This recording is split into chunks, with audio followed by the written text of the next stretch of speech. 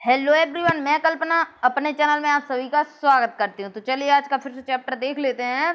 तो देखिए, कृषि कृषि आपका एक मुख्य चैप्टर है, क्योंकि कृषि जो है हमारे लिए जो है बहुत ही ज़्यादा महत्वपूर्ण है। तो देखिए, 3 चैप्टर हम लोगों ने क्लास 10th के कवर कर लिए हैं और ख़त्म कर दिए हैं। और इसके अलावा आज हमें कृषि देखना है, जो कि आपका 4 नंबर चैप्टर है। एक दिन में एक चैप्टर हम लोग कवर कर रहे हैं और पूरे टोटल आपके क्लास 10th में ओनली 7 चैप्टर हैं। 7-8 दिन में आपके कवर हो जाएंगे। चलिए देखते हैं, आगे देखते हैं चीज़ों को। और अगर आप चैनल पर नए हैं और चैनल को सब्सक्राइब नहीं किया है तो सबसे पहले चैनल को सब्सक्राइब करके बगल में लगे बेल आइकन को भी प्रेस कर दीजिएगा, ताकि आप तक नोटिफिकेशन पहुंचे सबसे पहले। चलिए चैप्टर को स्टार्ट करते हैं। तो देखिए, कृषि की दृष्टि से भारत एक महत्वपूर्ण देश है। आप लोगों को पता है कि हमारी जो भारत की जनसंख्या है, बहुत ज्यादा जनसंख्या जो है किस पे निर्भर है? कृषि पे निर्भर है। ठीक है, तो कृषि की दृष्टि से भारत एक महत्वपूर्ण देश है। इसकी 2/3 जनसंख्या कृषि कार्यों में संलग्न है, यानी 2/3 जो संख्या है और 1/3। ठीक है, तो देखिए, जो 2/3 जनसंख्या है ये कृषि कार्यों में संलग्न है, यानी इसे कृषि कार्यों में लगी हुई है। मतलब इतनी ज्यादा जनसंख्या, 50% से भी ज्यादा जनसंख्या कृषि कार्यों में लगी हुई है। चलिए आगे देखते हैं। कृषि एक प्राथमिक क्रिया है। कृषि क्या है? प्राथमिक है। प्राथमिक द्वितीयक आपके जो सेक्टर होते हैं उसके अर्थव्यवस्था के, उसमें हम देखेंगे बाद में। इधर पे आप लोगों को चीज बस इतनी जाननी कि कृषि एक प्राथमिक क्रिया है जो हमारे लिए अधिकांश खाद्यान्न उपलब्ध कराती है, यानी खाने पीने की चीजें उपलब्ध कराती है। खाद्यान्नों के अतिरिक्त यह विभिन्न उद्योगों के लिए कच्चा माल भी पैदा करती है। आप कहेंगे कि उद्योग के लिए कच्चा माल कैसे? तो देखिए, कपास से करना होगा तो सूती कपड़ा कैसे बनेगा? तो यही चीज है कि कच्चा माल भी उपलब्ध कराती है। इसके अतिरिक्त कुछ उत्पादों जैसे कि आपका चाय, कॉफी, मसाले इत्यादि का भी निर्यात किया जाता है। ठीक है, आयात और निर्यात। आयात निर्यात दो चीज है। आयात मीन्स क्या होता है? किसी देश से चीज अगर हम अपने देश में लाते हैं तो उसको हम आयात कहेंगे। ठीक है, और अगर निर्यात, निर्यात यानी किसी चीज को हम अपने देश से बेचते हैं तो उसको हम निर्यात कहेंगे। तो देखिए, चाय, कॉफी, मसाले हम अन्य देशों में बेचते हैं और बिजनेस करते हैं तो उसको हम क्या कहेंगे? निर्यात। यानी अन्य देशों से हमारा निर्यात होता है और आयात भी होता है। चलिए आगे देखते हैं कृषि के प्रकार। कृषि हमारे देश की प्राचीन आर्थिक क्रिया है। ठीक है, यानी अर्थव्यवस्था में शामिल है। अर्थव्यवस्था में शामिल होने का क्या मतलब है? किसी चीज से आर्थिक रूप से अगर हमें जो फायदा होता है उसको हम आर्थिक मतलब अर्थव्यवस्था में शामिल कहते हैं। तो कृषि जो होती है, मात्र हम लोग तो खाते नहीं है उसका, मतलब बिजनेस भी करते हैं, बेचते भी हैं उसको।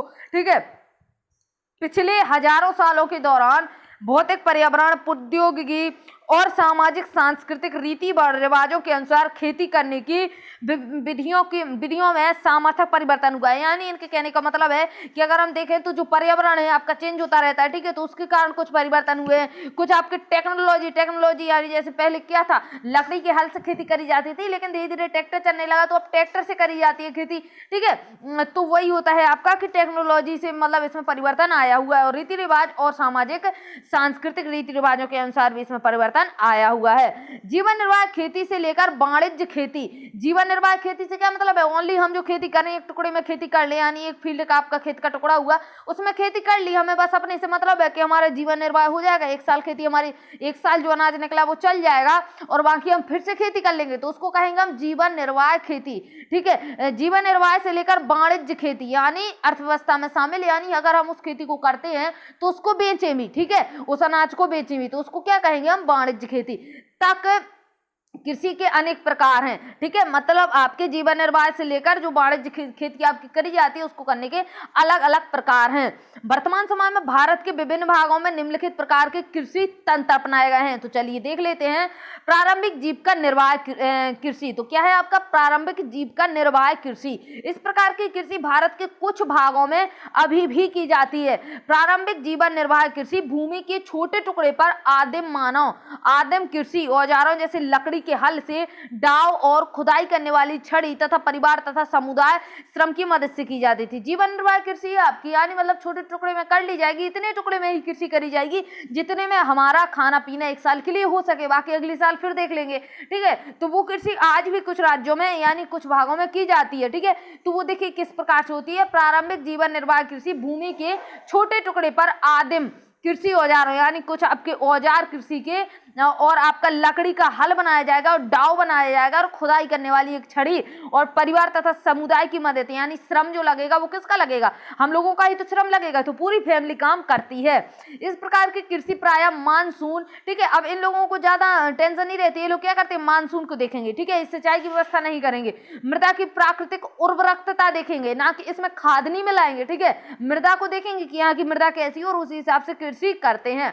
और फसल उगाने के लिए अन्य पर्यावरणीय परिस्थितियां देखेंगे, यानी ये लोग क्या है कि इन सब चीजों पर निर्भर रहते हैं। ये नहीं है कि अलग से चीजों को देखेंगे, भाई मानसून नहीं है तो हम पानी की व्यवस्था करें, सिंचाई की व्यवस्था करें, या मिट्टी उर्वरक नहीं है तो उसमें खाद डालने की व्यवस्था करें, ये सब चीजों से कोई मतलब नहीं है। मानसून देखेंगे, मृदा की प्राकृतिक उर्वरकता देखेंगे, फसल उगाने के लिए अन्य पर्यावरण परिस्थितियां देखेंगे कि यहाँ पे परिस्थितियां कैसी हैं। परिस्थितियां से इनका मतलब है ऐसा तो हो नहीं सकता कि अब जाके बालू में फसल उगा लें, उनकी उग जाएगी, नहीं उगेगी ना, तो परिस्थितियां तो देखनी पड़ेंगी। अब देखिए क्या है, यह कर्तन दहन प्रणाली यानी स्लैश एंड बर्न कृषि होती है। तो देखते हैं किस प्रकार की होती है। तो ये कौन सी होती है, कर्तन दहन प्रणाली। तो देखिए कर्तन दहन प्रणाली किस प्रकार की होती है। किसान जमीन के टुकड़े साफ करके यानी छोटा जमीन का टुकड़ा साफ करके उन पर अपने परिवार के भरण पोषण के लिए अनाज और अन्य खाद्य फसलें उगाता है। साफ करने से मतलब ऐसा नहीं है कि उधर पे बिल्कुल मतलब साफ सफाई, मिट्टी हटा दी उसकी, ठीक है, उसको जमीन को पक्का कर दिया, उधर पे सीमेंट लगा दिया। साफ करने से मतलब है क्या होता है, जंगल में लोग रहते हैं जैसे, तो जंगल में पेड़ पौधे होते हैं, तो उस भाग का पेड़ पौधे काट के उसको जुताई करके अच्छे से उसका जमीन का फिर उधर पे कृषि करेंगे। चलिए आगे देखते हैं। जब मृदा की उर्वरकता कम हो जाती है, जब उसकी उर्वरकता कम हो जाती है, यानी अब समझ में आएगा कि इधर पे फसल उगा रहे हो, हमारा बीज बर्बाद होने वाला है, फसल यहाँ पे नहीं उगेगी, यहाँ पे उतना ह्यूमस नहीं है, तो ये लोग क्या करते हैं, तो किसान उस भूमि के टुकड़े से स्थानांतरित हो जाता है। स्थानांतरित यानी इधर से कृषि करी, अब इधर जो भूमि में उर्वरकता नहीं रही तो क्या करेंगे ये लोग, इधर पे देखेंगे यहाँ पे उर्वरकता है तो जंगल यहाँ का साफ कर देंगे, ठीक है, यहाँ पे कृषि करना स्टार्ट कर देंगे। अब यहाँ पे नुकसान रहता है कि यहाँ का तो इन्होंने पेड़ पौधा साफ किया और जाके इधर का भी पेड़ पौधा साफ कर देंगे, ठीक है। तो ये चीज आपकी नुकसानदायक होती है कि इन लोगों को क्या है, इन लोगों को जो पौधारोपण है वो तो करना नहीं है, पेड़ पौधे साफ करते हैं जंगल के लोग, ठीक है। अब चलिए आगे क्या है कि स्थानांतरित हो जाते हैं और कृषि के लिए भूमि का दूसरा टुकड़ा साफ कर देते हैं, ठीक है। ये झूम खेती मैंने आपको कई चैप्टर में समझाई हुई है कि किस प्रकार से होती है, तो मेरे ख्याल से अब चीजें आपको समझ में आने लगी होगी। कृषि की इस प्रकार के स्थानांतरण की प्राकृतिक प्रक्रियाओं द्वारा मिट्टी की उर्वरकता शक्ति बढ़ जाती है, यानी प्राकृतिक प्रक्रियाओं के द्वारा अपने आप बढ़ती रहती है, ठीक है, ह्यूमस अपने आप हो जाते हैं मिट्टी में, ठीक है। चूंकि किसान उर्वरक अथवा अन्य आधुनिक तकनीकों का प्रयोग नहीं करते हैं, इसलिए इस प्रकार की कृषि में उत्पादकता कम होगी। अब नहीं देखेंगे ये लोग क्या करेंगे, खुद से श्रम करते हैं, ठीक है, और टेक्नोलॉजी का उपयोग नहीं करेंगे, प्रौद्योगिकी का उपयोग नहीं करेंगे, ठीक है, खाद्य का उपयोग नहीं करेंगे, तो जो उत्पादकता होगी वो अपने आप उत्पादन क्षमता कम हो जाएगी, ठीक है। देश के विभिन्न भागों में इस प्रकार की कृषि को विभिन्न नामों से जाना जाता है, तो ये नाम थोड़े याद रखने पड़ेंगे, बड़े अटपटे से नाम है लेकिन आपको याद रखने पड़ेंगे। तो देखिए उत्तर पूर्वी राज्यों कौन कौन से, असम, मेघालय, मिजोरम और नागालैंड में इसको झूम खेती कहा जाता है। कौन सी खेती, झूम खेती। झूम खेती ये लोग क्यों कहने लगते हैं, क्योंकि ऐसा लगता है इन लोगों को जैसे झूम झूम के खेती कर रहे हो इस प्रकार से घूम घूम के, तो इसलिए इसका नाम झूम खेती रख दिया। मणिपुर में से क्या कहते हैं, पामलू कहते हैं, या इसको कुछ लोग पामलू भी पढ़ देते हैं, पामलू भी पढ़ेंगे, ठीक है। और छत्तीसगढ़ के बस्तर जिले और अंडमान निकोबार में इसको दीपा कहते हैं। क्या कहेंगे, दीपा। नाम याद रखिएगा, दीपा ने याद नाम रखना पड़ेगा आपको, और आपको पामलू और आपको झूम खेती नाम इसका याद रखना पड़ेगा। और भी नाम है इसके, और हम देशों में देखेंगे। देखिए झूम कर्तन दहन प्रणाली कृषि को मेक्सिको में पता है क्या कहते हैं, और मध्य अमेरिका में इसको मिल्पा कहते हैं। क्या कहेंगे इसको, मिल्पा। कहां कहां पे, मेक्सिको में और मध्य अमेरिका में, याद रखिएगा। वेनेजुएला में इसको क्या कहते हैं, तो कोनुको कहते हैं, कोनुको, ठीक है। ब्राजील में इसको रोका कहते हैं, मध्य अमेरिका में इसको मसोले कहते हैं, इंडोनेशिया में इसको लंदाग, और वियतनाम में इसको रे।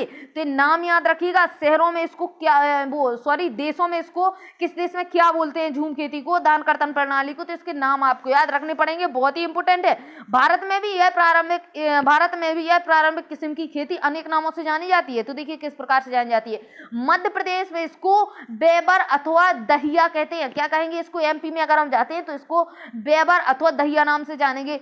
आंध्र प्रदेश में इसको पोडू कहते हैं अथवा पेंडा भी कहा जाता है आंध्र प्रदेश में जाने पर। उड़ीसा में इसको पामाडा भी कह देते हैं या फिर कोमान भी कह देते हैं या फिर इसको बरीगा भी कह देते हैं। यानी उड़ीसा में इसको 3 नाम दे दिए हैं। ठीक है, पश्चिम घाट में अगर आप देखते हैं तो इसको कुमारी कहते हैं। ठीक है, और दक्षिण पूर्वी राजस्थान में इसको बालरे या बाल्टरे कहते हैं। हिमालयन क्षेत्र में इसको खिल और झारखंड में इसको क्रूवा कहते हैं। ठीक है, झारखंड में इसको क्या कहेंगे? क्रूवा कहेंगे। उत्तर पूर्वी प्रदेश में इसको झूम कहते हैं। ठीक है, तो ये नाम कुछ आपको याद रखने पड़ेंगे।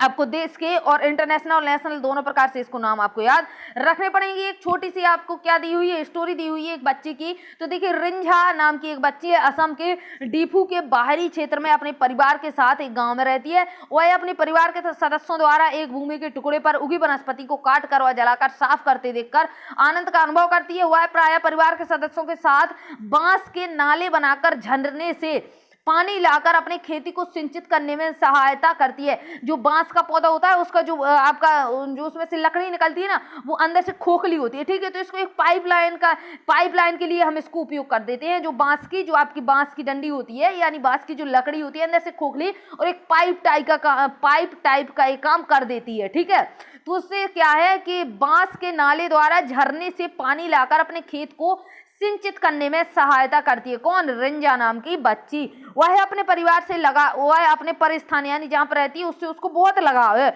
और जब वह संभव हो यहाँ रहना चाहती है। मतलब जब तक संभव हो उधर पे वह रिंझा रहना चाहती है। परंतु इस छोटी बच्ची को अपने खेत में मिट्टी की घटती उर्वरकता के बारे में इसको ज्ञान ही नहीं है। इसको कुछ कहाँ से पता होगा कि भाई इसकी उर्वरकता घट रही है, जिसके कारण उसके परिवार को अगले वर्ष नई भूमि के टुकड़े को तलाश करनी होगी। अब क्या है कि वो जो वहां पर रहती है उसको बहुत लगाव है उस जगह से, लेकिन अगर उधर की उर्वरकता खत्म होती है तो उस बच्ची को उस जगह को छोड़ के जाना पड़ेगा और कहीं पे। अब इसमें बता रखा है, क्या आप बता सकते हैं कि रंझा का परिवार किस प्रकार की खेती कर रहा है? तो भाई झूम खेती तो कर रहा है रंझा का परिवार। अभी तो हम लोग देख के चले आ रहे हैं। चलिए आगे देखते हैं। गहन जीविका कृषि। तो इसको देखिए, इस प्रकार की कृषि उन क्षेत्रों में की जाती है जहां भूमि पर जनसंख्या का दबाव अधिक होता है। भूमि पर जनसंख्या का दबाव यानी जनसंख्या ज्यादा हो, यह श्रम गहन खेती है। श्रम यहाँ पे ज्यादा लगता है। जहां अधिक उत्पादन के लिए अधिक मात्रा में जैव रासायनिक निवेशकों और सिंचाई का प्रयोग किया जाता है। इधर पे जो है रसायनों का उपयोग किया जाता है और सिंचाई का भी उपयोग किया जाता है। मानसून पर नहीं बैठे रहते हैं। चलिए आगे देखिएगा और क्या है। भूस्वामित्व में इधर पे देखिए, भूस्वामित्व में विरासत के अधिकार के कारण पीढ़ी दर पीढ़ी जोतों का आकार छोटा और अलाभप्रद होता जा रहा है। देखिए जोतों का आकार छोटा क्यों हो रहा है? जोतों से मतलब है खेती का आकार, मतलब जो फील्ड है उसका आकार छोटा। आप देखिए, मान लीजिए इतनी फील्ड डली आपकी, ठीक है, इतना खूब बड़ा सा आपका खेत डला हुआ है, ठीक है। अब क्या हुआ कि जो अगली पीढ़ी है उसने क्या किया, इन लोगों ने क्या किया, इतने में घर बना रखा था, लेकिन जो अगली पीढ़ी है उसने क्या किया, ठीक है, एक किसान के 2 बेटे हैं, अब 2 घर बना लेगा, तो एक ने इस साइड घर बना लिया, ठीक है। अब इसके आगे और पीढ़ी बनी, दोनों उसके बेटों के 2 बेटे और हो गए, तो 2 और घर बना लेंगे, इस प्रकार से 4 घर बना लिए। अब बताइए कि आप लोग की ये जो आपकी खेती करने की जगह थी वो बहुत ज्यादा कम होती जा रही है, ठीक है। तो वही चीज है कि इसका आकार जो है वो छोटा होता जा रहा है। और देखें आगे, और किसान वैकल्पिक रोजगार ना होने के कारण सीमित भूमि से पैदावार लेने की कोशिश करता है, अतः कृषि भूमि बहुत अधिक दबाव है, यानी इसकी कृषि भूमि पर बहुत अधिक दबाव है, ठीक है। चलिए आगे देखते हैं वाणिज्यिक कृषि। तो वाणिज्यिक कृषि के बारे में देखते हैं।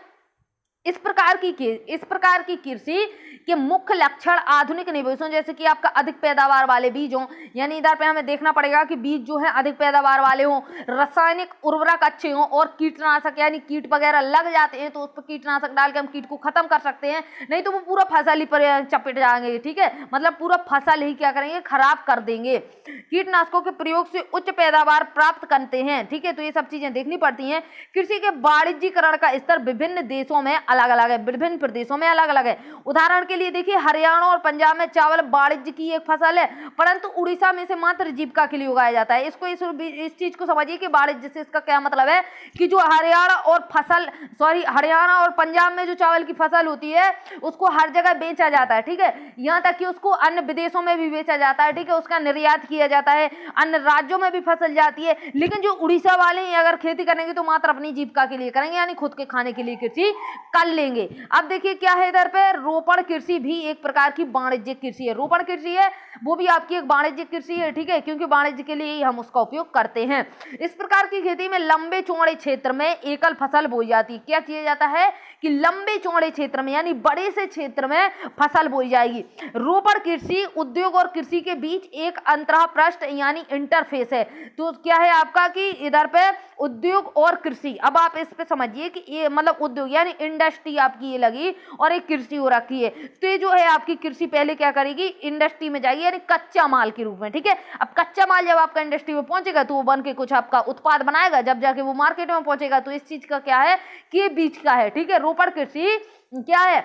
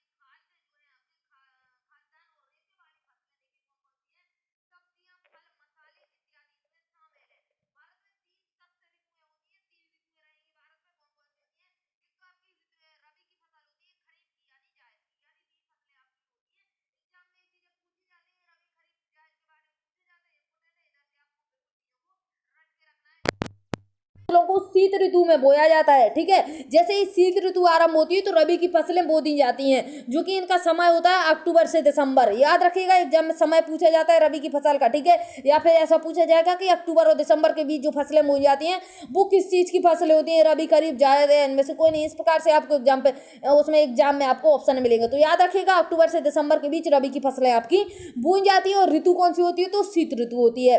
और ग्रीष्म ऋतु में अप्रैल से जून के मध्य काट ली जाती है। तो इस चीज को भी याद रखिएगा, ठीक है। हमारे यहाँ पे इसको चैत के दिन बोलते हैं ना, चैत के दिन। चैत के दिनों में अप्रैल मई में फसल पूरी काट ली जाती है आपकी, कौन सी, रबी की फसल। यूपी की बात कर रहे हैं। आगे देखिए इसमें क्या है, अब इसमें देखिए रबी की फसलें पूछी जाती हैं कि कौन कौन सी होती हैं। तो देखिए गेहूं बोया जाता है, जौ बोया जाता है, और आपका मटर बोया जाता है, चना, सरसों, और यहाँ की मुख्य फसलें हैं रबी की फसलें आपको याद रखनी पड़ेंगी।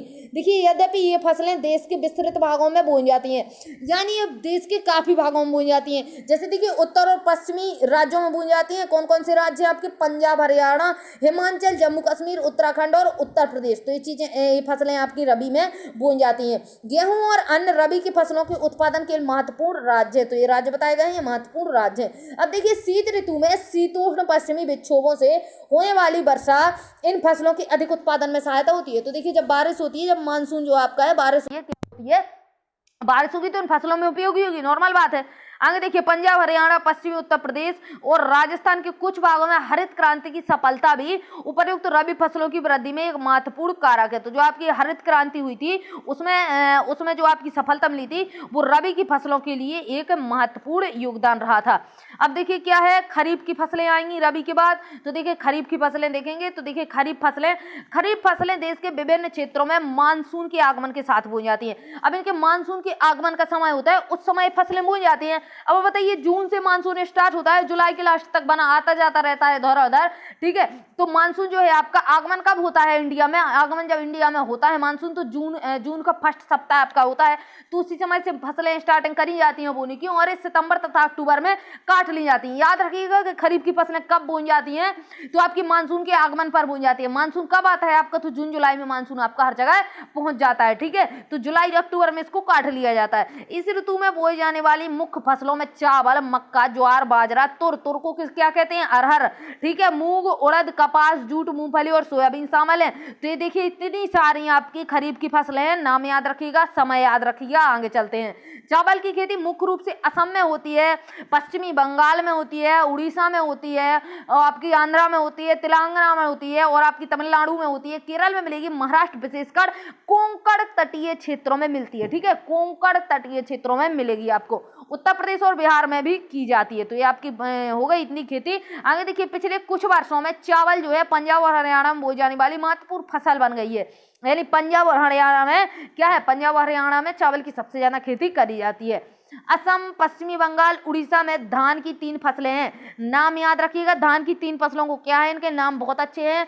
आस, अमन, बोरो, धान की फसलें हैं, ठीक है। आस, अमन, बोरो। अब आपसे कोई पूछ दे अमन क्या है तो आप उधर पर लिख देंगे अमन एक लड़का है। अमन आपकी एक धान की फसल है, ठीक है। आगे चलिएगा। रबी और खरीफ फसलें ऋतुओं के बीच ग्रीष्म ऋतु में बोई जाती हैं। क्या बता रखा है इधर पे कि रबी और खरीफ फसल ऋतुओं के बीच ग्रीष्म ऋतु में बोई जाने वाली जो फसलें होती हैं वो जायद की फसलें होती हैं। अब जायद की फसलों में अधिकतर आपकी देखिए कौन सी फसलें आती हैं जायद की फसलों में? तरबूज, खरबूज, खीरे, सब्जियां और चारे। तो ये सब चीजें आपकी जायद की फसलों में आ जाती हैं। और ये क्या होती हैं? रबी और खरीफ फसल ऋतुओं के बीच का जो समय होता है उसमें बो दी जाती हैं, ठीक है। कौन सी फसलें हैं? तरबूज, खरबूज, खीरे और आपकी सब्जियां और चारे। आगे देखिए गन्ने की फसल को तैयार होने में लगभग 1 वर्ष लगता है। याद रखिएगा टाइम कभी कभी एग्जाम में पूछ लेता है कि कितना समय लगता है। तो जो गन्ने की फसल आपकी तैयार होती है वो लगभग 1 साल में होती है। अब देखिए मुख्य फसलों में बात करें तो देखिए अब बात करते हैं मिट्टी, जलवायु और कृषि पद्धति में अंतर के कारण देश के विभिन्न क्षेत्रों में अनेक प्रकार की खाद्य और अखाद्य फसलें उगाई जाती हैं। खाद्य और अखाद्य से इनका मतलब है कि कुछ फसलें खाई जाती हैं बल्कि कुछ फसलें खाई नहीं जाती हैं, ठीक है। अब कपास की फसल थोड़ी ना आप खा लेंगे, तो यही तो हो गई आपकी अखाद्य फसल, ठीक है। भारत में उगाई जाने वाली प्रमुख फसलें देखिए कौन कौन सी हैं। एक तो चावल आपका सबसे ज्यादा भारत में उगाया जाता है और सबसे ज्यादा भारत में खाया जाता है, और इसका आयात नहीं किया जाता है, इसका निर्यात भी किया जाता है। देखिए गेहूं भी फसल अच्छी उगाई जाती है। दूसरे नंबर पे मोटे अनाज आप देखेंगे, दाल देखेंगे, चाय देखेंगे, कॉफी देखेंगे, गन्ना, तिलहन आपकी जिससे तेल प्राप्त हुआ में, कपास और जूट की फसल। चलिए आगे देखते हैं चावल। भारत में अधिकांश लोगों का खाद्यान्न चावल है, यानी अधिकांश लोग भारत में चावल खाते हैं। हमारा देश चीन के बाद दूसरा सबसे बड़ा चावल उत्पादक देश है, यानी चीन फर्स्ट नंबर पे है चावल के उत्पादन में, सेकंड नंबर पे हम लोग हैं। यह एक खरीफ की फसल है, याद रखिएगा खरीफ की फसल, क्योंकि 1 साल में आपका तैयार होके आता है चावल, तो बस लोग बाग पूछ देंगे कि ये मतलब कब की फसल है। तो देखिए याद रखिएगा कि ये खरीफ की है, ना ही रबी की और ना ही जायद की। जिसे उगाने के लिए तापमान कितना चाहिए, तापमान भी एग्जाम में पूछता है, ठीक है। उच्च तापमान इसका कितना होना चाहिए? 25 डिग्री सेंटीग्रेड से ऊपर होना चाहिए। अधिक आर्द्रता होनी चाहिए, आर्द्रता यानी 100 सेंटीमीटर से अधिक वर्षा होनी चाहिए। ठीक है। आवश्यकता है कम वर्षा वाले क्षेत्रों में इसे सिंचाई करके उगाया जाता है, तो उगा लिया जाता है सिंचाई करके। और ये बना हुआ है आपका, क्या बना हुआ है, चावल की फसल दिखाई गई है। चलिए आगे देखते हैं। चावल उत्तर और उत्तर पूर्वी मैदानों, तटीय क्षेत्रों और डेल्टाई प्रदेशों में उगाया जाता है। नहरों के जाल और नलकूपों की सघनता के कारण पंजाब, हरियाणा, पश्चिमी उत्तर प्रदेश और राजस्थान के कुछ कम वर्षा वाले क्षेत्रों में चावल की फसल उगाना संभव हो पाता है। यानी इधर पे क्या है, यहाँ पे नहरों का जाल है, इसके कारण यहाँ पे नलकूपों की सघनता, यानी नलकूप आपके नलकुएं ज्यादा पाए जाते हैं, तो इसके कारण पंजाब, हरियाणा, पश्चिमी उत्तर प्रदेश और राजस्थान में इसकी फसलें आपकी अच्छी उग जाती हैं। अब बात करेंगे गेहूं की, तो देखिए गेहूं दूसरे नंबर पे है खाने वाली हमारे यहाँ पे। तो देखिए गेहूं भारत की दूसरी सबसे महत्वपूर्ण खाद्यान्न फसल है, जो देश के उत्तर और उत्तर पश्चिम भागों में पैदा की जाती है। रबी की फसल को उगाने के लिए शीत ऋतु को पकने के समय खिलती धूप की आवश्यकता होती है। देखिए अगर धूप नहीं निकलती है सर्दियों के मौसम में, तो फसलें क्या होती हैं, पाला पड़ जाता है और फसल हमारी खराब हो जाती है। ठीक है, तो वही चीज बता रखा है कि गेहूं आपकी एक रबी की फसल है, और रबी की फसल को उगाने के लिए क्या होता है, शीत ऋतु और पकने के समय जब ये पकने लगती है तो इसको खिलखिलाती धूप की आवश्यकता होती है। ठीक है, मतलब खिली हुई धूप की आवश्यकता होती है, तब ये अच्छे से पक पाती है। इसे उगाने के लिए समान रूप से वितरित 50 से 75 सेंटीमीटर वार्षिक वर्षा की आवश्यकता होती है।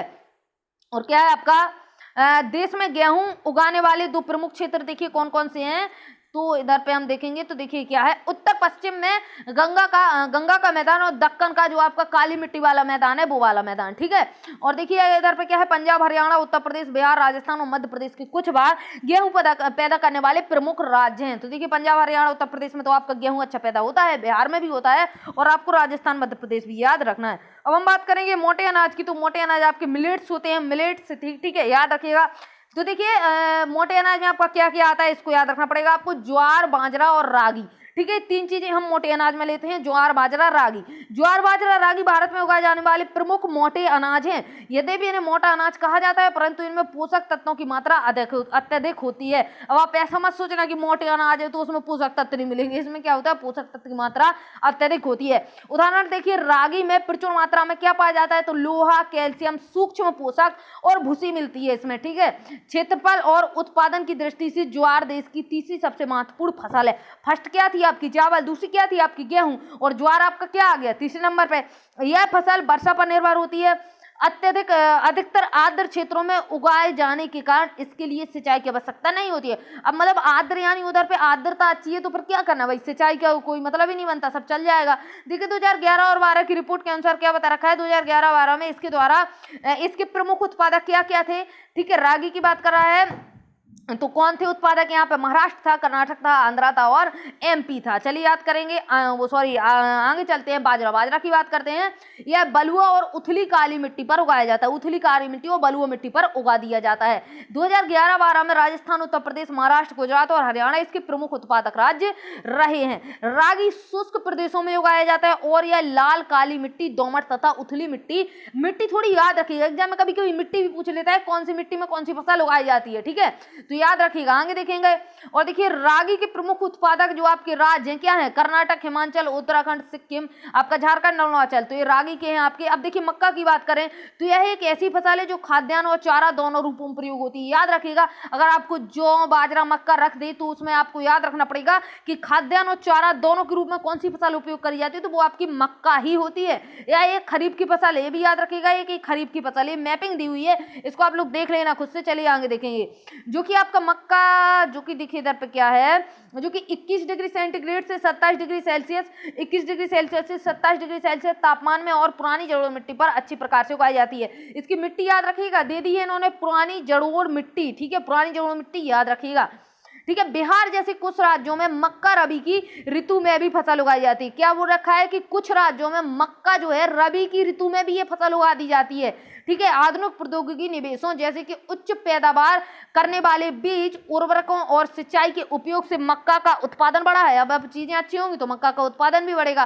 कर्नाटक, यूपी, बिहार, आंध्र प्रदेश, मध्य प्रदेश मक्का के प्रमुख उत्पादक राज्य हैं। ठीक है, चलिए आगे देखते हैं। मक्के की कृषि आपकी दिखाई हुई है, लोग दिखाए गए हैं, किसान दिखाए बताए गए हैं। अब हम बात करेंगे दालों की। दालें हमारे यहाँ पे बहुत खाई जाती हैं। देखिए, भारत विश्व में दालों का सबसे बड़ा उत्पादक तथा उपभोक्ता देश है, यानी उत्पादन भी सबसे बड़ा करता है दालों का, उपभोक्ता भी सबसे बड़ा यानी खाता भी है। ठीक है, शाकाहारी खाने में दालें सबसे अधिक प्रोटीनदायक होती है। अगर जो भी आप जो शाकाहारी खाना केला खाते हैं यानी मांसाहारी नहीं खाते हैं, तो उनको प्रोटीन के लिए क्या जरूरी है, तो दालें सबसे ज्यादा जरूरी होती है। तुर यानी अरहर की दाल होती है, उड़द की दाल होती है, मूंग की दाल होती है, मसूर की होती है, मटर की होती है, चने की होती है। भारत की प्रमुख दलहनी फसलें हैं। तो ये फसलें आपकी कैसी हैं, दलहनी फसलें हैं। क्या आप बता सकते हैं इनमें से कौन सी दालें खरीफ और कौन सी दालें रबी की हैं? अभी तो हमने देखा मटर और चना आपकी रबी में बो दी जाती हैं, रबी में बो दी जाती है। ठीक है, रबी की ऋतु में बो दी जाती हैं। तो क्या है, खरीफ की कौन सी बचेंगी? तो आपकी तुर, अरहर, उड़द, मूंग, मसूर, ये सब आपकी किसकी हो जाएंगी, खरीफ की हो जाएंगी।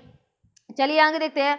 दालों को कम नमी की आवश्यकता होती है, यानी कम नमी में उगा दी जाती हैं, और इन्हें शुष्क परिस्थितियों में भी उगाया जा सकता है, यानी ज्यादा इन्हें क्या है कि ज्यादा पानी की जरूरत नहीं होती है। फलीदार फसलें होने के नाते क्या होता है, अरहर को छोड़कर अन्य सभी दालें जो होती हैं नाइट्रोजन का स्थिरीकरण करती हैं। याद रखिए, बहुत इंपोर्टेंट है जो आपकी अरहर की दाल है, ये आपका जो पॉइंट है बहुत ज्यादा इंपोर्टेंट है। इसमें क्या लिखा हुआ है कि जो हमारी अरहर की दाल है फलीदार है। ठीक है, और एग्जाम उसमें साइंस में लिखा हुआ होता है कि जो फलीदार पौधे होते हैं वो नाइट्रोजन का स्थिरीकरण करते हैं। लेकिन यहाँ पे आप देखिए, अरहर को छोड़कर अन्य सभी दालें वायु से नाइट्रोजन लेकर भूमि की उर्वरकता को बनाए रखती हैं। तो याद रखिएगा कि अरहर की दाल जो है आपकी नाइट्रोजन को भूमि मतलब उसमें उसका योगदान नहीं है, याद रखिए, बहुत इंपोर्टेंट है। और ये क्या करती हैं, इसकी उर्वरकता को बनाए रखती हैं।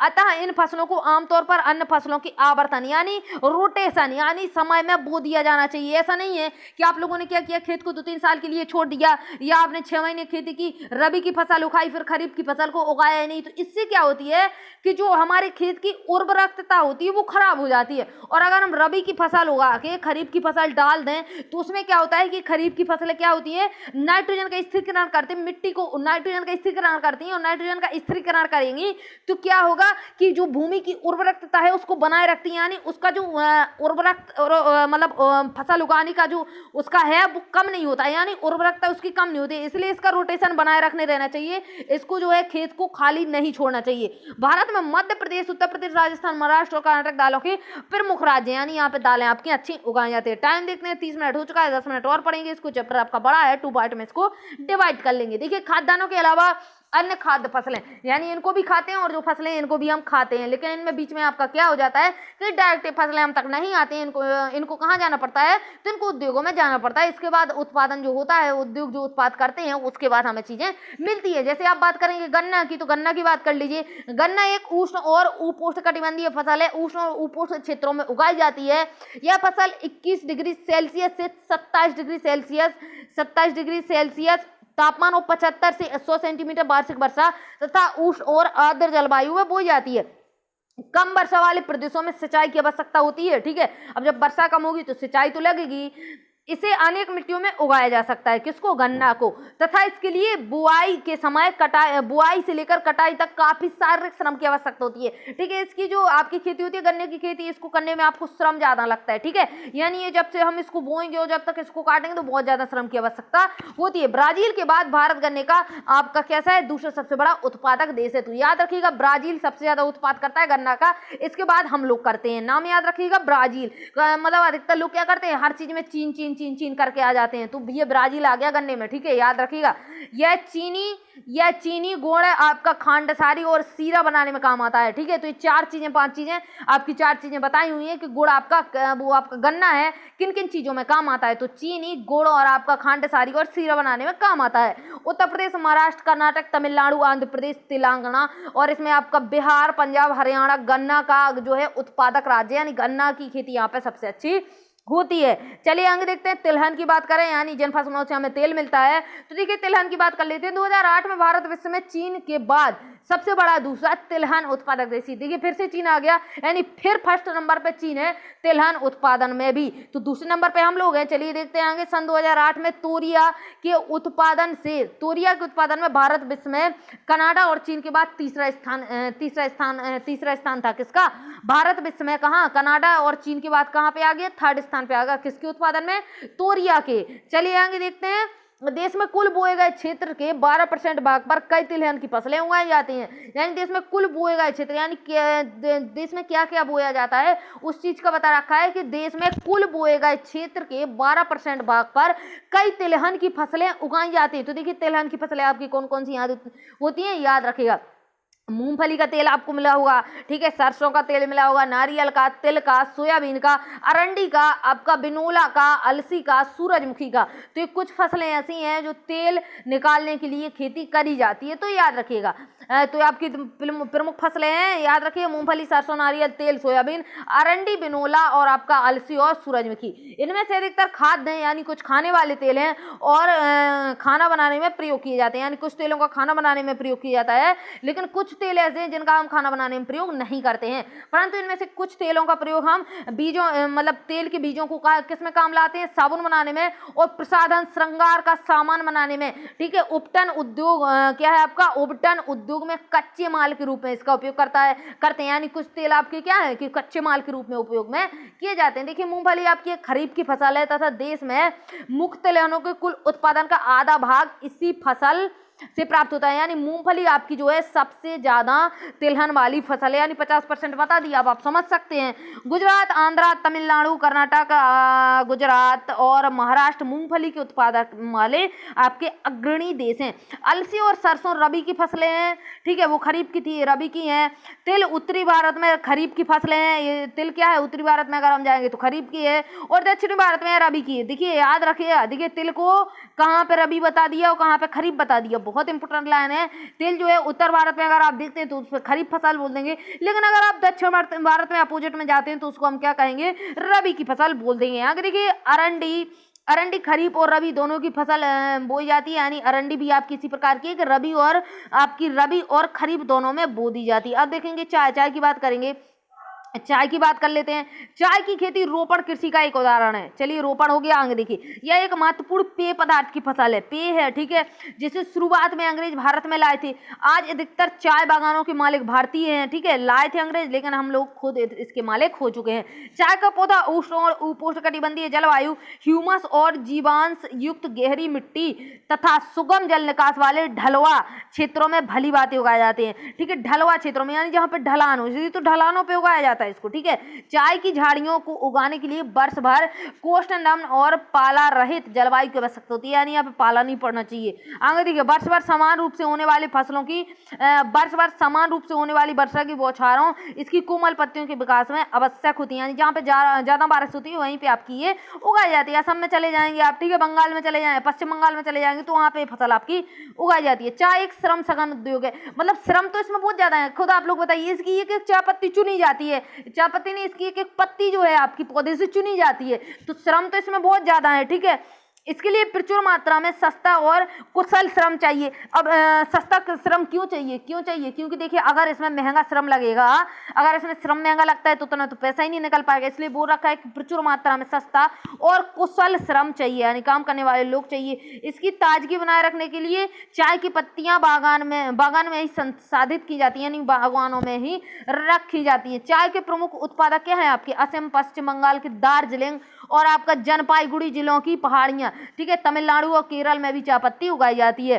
इसके अलावा हिमाचल, उत्तराखंड, मेघालय, आंध्रा और त्रिपुरा आदि राज्यों में भी चाय पत्ती उगाई जाती है। सन 2008 में भारत विश्व में चीन तथा टर्की के बाद तीसरा बड़ा राज्य है, ठीक है। भारत विश्व में चीन फर्स्ट, टर्की सेकंड और भारत 3, यानी चाय उत्पादक में भारत का स्थान कौन सा है, 3rd है।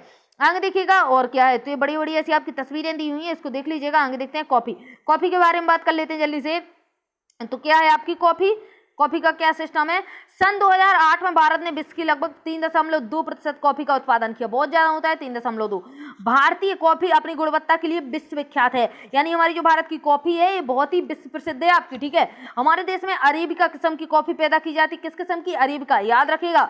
जो आरंभ में यमन से लाई गई थी। कहां से? एग्जाम में कभी कभी पूछ लेता है कि अरेबिका किस्म जो हमारी कॉपी की है वो प्रारंभ में कहां से लाई हुई थी, याद रखिएगा यमन से लाई हुई थी। ठीक है, इस किस्म की कॉफी की विश्व भर में अधिक मांग है, यानी ये जो आपकी अरेबिका किस्म की कॉफी है विश्व भर में इसकी सबसे ज्यादा मांग है। ठीक है, इसकी कृषि की शुरुआत बाबा बुदन पहाड़ियों से की जाती है। ठीक है, कहां पे की जाती है? बाबा बुदन पहाड़ियां। एग्जाम में पूछा जाता है कि कौन सी पहाड़ी, तो याद रखिएगा बाबा बुदन की पहाड़ियां। आज भी इसकी खेती नीलगिरी की पहाड़ियों के आसपास कर्नाटक, केरल और तमिलनाडु में भी की जाती है। अब देखिए बागबानी फसलें, तो क्या है आपकी बागबानी फसलें, इसको देख लीजिए जल्दी से। सन 2008 में भारत का विश्व में फलों और सब्जियों के उत्पादन में चीन के बाद दूसरा स्थान रहा है। यानी अगर हम फलों और सब्जियों उगाने की बात करें तो इसमें भी हम दूसरे नंबर पे आ चुके हैं। चलिए आगे देखते हैं। भारत और उष्ण शीतोष्ण कटिबंधीय दोनों ही प्रकार के फलों का उत्पादक होता है। यानी आपका कौन कौन से, चाहे वो उष्ण के फलों चाहे शीतोष्ण कटिबंधीय के फलों, तो दोनों का उत्पादन आपका भारत में किया जाता है। भारतीय फलों जिनमें आपका महाराष्ट्र, आंध्र, तेलंगाना और आपका इधर पे उत्तर प्रदेश, पश्चिम बंगाल के लिए आम, पश्चिम बंगाल के आम, नागपुर और चेरापूंजी आपका कहाँ है? मेघालय में, के संतरे, केरल और आपका मिजोरम, महाराष्ट्र, तमिलनाडु के केले। ठीक है, उत्तर प्रदेश और बिहार की लीची, मेघालय के अनानास, आंध्र प्रदेश और तेलंगाना और महाराष्ट्र के अंगूर तथा हिमाचल प्रदेश और पश्चिम बंगाल के सेब। ठीक है, पश्चिम बंगाल जम्मू कश्मीर के सेब आपके बहुत ही प्रसिद्ध हैं। नाशपाती, खुबानी और अखरोट विश्व भर में मांग है इन सब चीजों की। जो चीजें लिखी हुई हैं इसको थोड़ा गौर से पढ़ लीजिएगा। ठीक है, आगे देखते हैं और क्या है। आगे देखेंगे, भारत विश्व की लगभग 13% सब्जियां उगा देता है, बहुत ज्यादा होती हैं। ठीक है, भारत का मटर, फूल गोभी, प्याज, बंद गोभी, टमाटर, बैगन और आलू उत्पादन में प्रमुख स्थान, मतलब इन चीजों का क्या है? मटर, फूल गोभी, बंद गोभी, प्याज, टमाटर, बैगन, आलू, ये सब चीजें मुख्य फसलें हैं हमारी। ठीक है, और इनका उत्पादन भी मुख्य है। अब बात करेंगे हम अखाद्य फसलें, यानी जो हम खाते नहीं है पर उगाते हैं। ठीक है, खाते नहीं है उगाते हैं। देखिए रबड़, आगे देखिए रबड़ भूमध्य रेखीय क्षेत्र की फसल है। कहाँ की? भूमध्य रेखीय यानी भूमध्य रेखा के आसपास, यानी ये रही पृथ्वी, ये रहा भूमध्य यानी 0 डिग्री सेंटीग्रेड, तो इसके आसपास की फसल है कौन सी? रबड़। ठीक है, परंतु विशेष परिस्थितियों में उष्ण और उपोष्ण क्षेत्रों में भी उगाई जाती है। तो कुछ परिस्थितियों में उगा ली जाती है। इसको 200 सेंटीमीटर से अधिक वर्षा और 25 डिग्री सेंटीग्रेड से 25 डिग्री सेल्सियस से अधिक तापमान वाली नम और आर्द्र जलवायु की आवश्यकता होती है। याद रखिएगा कि अगर हम रबड़ उगाते हैं तो 200 सेंटीमीटर से अधिक हमें वर्षा चाहिए और वहां का जो टेम्परेचर है 25 डिग्री सेल्सियस से अधिक चाहिए। आगे देखिए रबड़ एक महत्वपूर्ण कच्चा माल है। कैसा माल है? कच्चा। रबड़ आपका कच्चा माल है। हम इसको डायरेक्ट उपयोग में तो लाते नहीं। हमने स्टार्टिंग में ही पढ़ा था कि कुछ खेती ऐसी हैं, कुछ कृषि हम ऐसी करते हैं, कुछ खेती हम ऐसी करते हैं कि जो हम उसको डायरेक्ट उपयोग ना करके क्या करते हैं कि कच्चे माल के रूप में इंडस्ट्री में पहुंचा देते हैं, जो उद्योगों के लिए प्रयुक्त होता है। तो कच्चा माल आपका उद्योग में पहुंचा दिया जाएगा। तमिलनाडु, कर्नाटक, अंडमान निकोबार द्वीप समूह और मेघालय की गारो पहाड़ियां आपकी कौन सी? गारो खासी जयंती वाली पहाड़ियां। ठीक है, वहां पे उगाई जाती है आपकी रबड़। 2010 और 11 के आंकड़े बोलते हैं, 2010 और 11 में प्राकृतिक रबड़ के उत्पादन में भारत का विश्व में चौथा स्थान रहा है। याद रखिएगा। आगे देखिए और क्या है आपका, इधर देखेंगे रेशेदार फसलें। तो कौन कौन सी फसलें आपकी रेशेदार फसलें हैं, पहले इसको याद रखिएगा। तो देखिए कपास आपकी रेशेदार फसल मानी जाती है, जूट और आपका सन और प्राकृतिक रेशम। ठीक है, प्राकृतिक रेशम। आगे देखते हैं क्या है, भारत में उगाई जाने वाली 4 प्रमुख फसलें हैं रेशेदार। कौन कौन सी? कपास, जूट, सन और रेशम। इसमें से पहली 3 फसलों को मिट्टी में उगाया जाता है, यानी कपास, जूट और सन को तो हम मिट्टी में उगा लेते हैं, लेकिन रेशम को थोड़ी ना, हम प्राकृतिक रेशम को थोड़ी ना हम मिट्टी में उगाते हैं। ठीक है, आगे देखेंगे तो इसको भी याद रखिएगा कि रेशेदार में से कौन सी एक ऐसी फसल है, यानी कौन सी एक आपकी जो है उसको हम मिट्टी में नहीं उगाते हैं। तो देखिए इधर पे क्या है, पहली 3 फसलों को तो हमने मिट्टी में उगा लिया और चौथा जो है हम रेशम के कीड़े के कोकून से प्राप्त करते हैं। इसको याद रखिएगा कि जो ये रेशम है आपका कहाँ से प्राप्त होता है? रेशम के कीड़े के कोकून से प्राप्त होता है। हमें यानी रेशम के कीट को पालना पड़ता है। अब देखिए आगे, जो मलबरी पेड़ की हरी पत्तियों पर पलता है, आपकी सहतूत की पत्तियों पर पलता है। ठीक है, रेशम उत्पादन के लिए रेशम के कीड़ों का पालन करना पड़ता है। रेशम उत्पादन को हम क्या कहते हैं? सेरीकल्चर कहते हैं। जहाँ में पूछा जाता है कि सेरीकल्चर किसकी कृषि को कहा जाता है, याद रखिएगा कि रेशम उत्पादन के लिए हम सेरीकल्चर का उपयोग करते हैं। तो हो गया आपका। अब देखेंगे कपास की बात कर लेते हैं। भारत को कपास के पौधों का मूल स्थान माना जाता है, यानी कपास यहाँ पे अच्छा उगता है। आपका सूती कपड़ा उद्योग में कपास एक प्रमुख कच्चा माल है, बिल्कुल कच्चा माल है। सूती आपकी जो उसमें से जो आपका कपास निकलता है पहले वो उद्योग में जाएगा, यानी उद्योग में जाएगा, फिर उधर पे वो लोग कपड़ा बनाते हैं, धागा बनाते हैं, फिर उसका कपड़ा बनाएंगे, फिर हम तक आता है। कपास उत्पादन उत्पादन में भारत का विश्व में तृतीय स्थान है, 3rd नंबर पे है। याद रखिएगा दक्कन पठार के शुष्कतर भागों में काली मिट्टी में कपास उगाई जाती है। याद रखिएगा, मिट्टी याद रखिएगा, एग्जाम में मिट्टी भी इसकी काफी बार पूछी गई है, इसलिए इसको आपको याद रखना पड़ेगा कि कपास जो है काली मिट्टी में उगाया जाता है। ठीक है, इस फसल को उगाने के लिए उच्च तापमान की जरूरत होती है, हल्की वर्षा की जरूरत होती है या सिंचाई। ठीक है, हल्की वर्षा मिल जाए या फिर सिंचाई मिल जाए, एक ही बात है। 210 पाला रहित दिनों की जरूरत होती है, यानी 210 यानी 200 दिनों के आसपास इनको दिन चाहिए पकने के लिए, और खिली धूप की आवश्यकता होती है। खिली धूप में पक जाती है और एक खरीफ की फसल है। ठीक है, कपास की बात कर रहा है और इसे पककर तैयार होने में 6 से 8 महीने लगते हैं। याद रखिएगा कितना मंथ लग जाता है, 6 से 8 मंथ लग जाता है। उधर आपके गन्ने की खेती में 1 साल लग रहा था और कपास में आपका 6 से 8 मंथ लगता है। महाराष्ट्र, गुजरात, मध्य प्रदेश, कर्नाटक, आंध्र, तेलंगाना, तमिलनाडु, पंजाब, हरियाणा और उत्तर प्रदेश कपास के मुख्य उत्पादक राज्य हैं। अब जूट की बात करेंगे तो जूट को आपको सुनहरा रेशा कहते हैं। एग्जाम में पूछा जाता है कि हम किस वाले को सुनहरा रेशा कह देते हैं, तो देखिए जूट को हम सुनहरा रेशा कहते हैं। ठीक है, जूट की फसल बाढ़ के मैदानों में जल निकास वाली उर्वरक मिट्टी में उगाई जाती है। अब आप इससे क्या अंदाजा लगा सकती है कि इसको नई जड़ोर में उगाया जाता है। ठीक है, क्या है कि जो नई जड़ोर बनती है वो आपकी बाढ़ के कारण ही बनती है और इसको वहीं उगाया जाता है, तो आप कह सकते हैं आराम से कि इसको हम नई जड़ोर में उगा सकते हैं। जहां हर बार बाढ़ से आई नई मिट्टी जमा हो जाती है, वो नई जड़ोर आपकी उसी मिट्टी से जमा होती है। किससे? बाढ़ आने के कारण। इसके बढ़ने के समय उच्च तापमान, अब इसको बढ़ना है तो इसके लिए उच्च तापमान और क्या चाहिए, उच्च तापमान की आवश्यकता होती है। पश्चिम बंगाल, बिहार, असम और उड़ीसा तथा मेघालय जूट के प्रमुख आपके उत्पादक राज्य हैं। इसका प्रयोग बोरियों में किया जाता है, यानी इसका उपयोग कहाँ होता है, बोरियों, चटाई, रस्सी, तंतु व धागे या गलीचे बनाने के लिए या फिर आपकी दूसरी दस्तकारी वस्तुओं के लिए भी इसका उपयोग किया जाता है। इसकी उच्च लागत के कारण कृत्रिम रेशों और पैकिंग सामग्री विशेषकर नायलॉन की कीमत कम होने के कारण बाजार में इसकी मांग कम हो गई है। अब भाई जो सस्ती चीज मिलेगी लोग वही लेंगे, तो इसके क्या है कि जूट की अपेक्षा जो नायलॉन है आपका, जो आपका नायलॉन है और जो आपका कृत्रिम रेशा नहीं है आपका, देखिए कृत्रिम रेशा है और जो आपका प्राकृतिक रेशा है, इसको लोग बाग क्या करते हैं, ज्यादा इसको नहीं खरीदेंगे जूट को, और जो है आपका इसको ज्यादा खरीदेंगे किसको, नायलॉन को। तो इसके कारण इसकी कीमत जो है मार्केट में कम हो गई है। अब हम देखेंगे औद्योगिकी और संस्थागत सुधार, तो इसको हम कल देखेंगे क्योंकि चैप्टर आपका बड़ा है। टाइम 45 मिनट आपका हो चुका है, तो ये जो आपका चैप्टर देखिए इतना सारा बचा हुआ है, तो उसको हम 15-20 मिनट में कल कर लेंगे क्योंकि ज्यादा चैप्टर आपका 15-20-30 मिनट में चला जाएगा। और अगर अभी तक आपने वीडियो को लाइक नहीं किया है तो वीडियो को लाइक करके बगल में लगा हुआ है शेयर बटन, तो शेयर कर दीजिए। और हम मिलेंगे कल इसी चैप्टर के साथ, तब तक के लिए जय हिंद, जय भारत।